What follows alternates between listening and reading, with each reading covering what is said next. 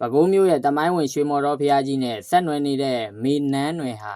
ရှေးအောင်38မိနစ်တွေထဲမှာမပါဝင်ပေမဲ့ခေတ်သစ်မြမယုံကြည်မှုလောကမှာတော့အလွန်ဩဇာကြီးမားတဲ့နတ်တစ်ပါးဖြစ်ခဲ့ပါတယ်ကျွန်တော်ကတော့ကိုကြီးပဲဖြစ်ပါတယ်သူဟာဘဝဟောင်းကနဂါမင်းသမီးတစ်ပါးဖြစ်ခဲ့ပြီးလူဘဝမှာမေနန်းနွယ်ဆိုတဲ့အမည်နဲ့ဖြစ်တည်ခဲ့တယ်လို့ယူဆကြပါတယ်မေနန်းနွယ်ဟာပဲခူးတိုင်းဒေသကြီးကလတ်နီရွာမှာနေထိုင်ခဲ့တဲ့ရိုးသားတဲ့ကြီးလက်အမျိုးသမီးလေးတစ်ဦးဖြစ်ပါတယ်သူဟာငယ်စဉ်ကတည်းကရုပ်ရည်အလွန်လှပပြီးသဘောထားနူးညံ့က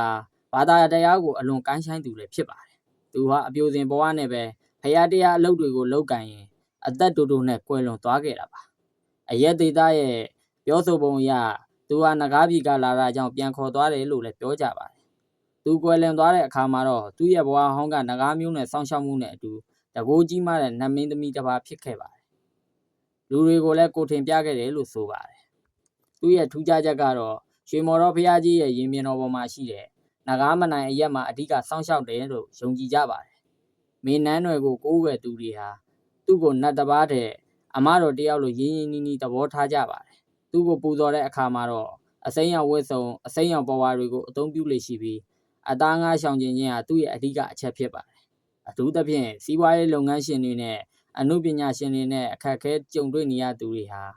မေနန်းနယ်စီမှာပဲဆူတောင်းရင်အောင်မြင်တတ်တယ်လို့ယုံကြည်ကြပါတယ်။သူဟာစိတ်ဆိုးလွယ်တယ်လို့လည်းအဆိုရှိတာကြောင့်သူ့ကိုပူဇော်တဲ့နေရာမှာအနေထိုင်အပြောဆိုဆင်ခြင်ရတယ်လို့ဂရီပေးထားတဲ့အတိုင်းလှုပ်ဆောင်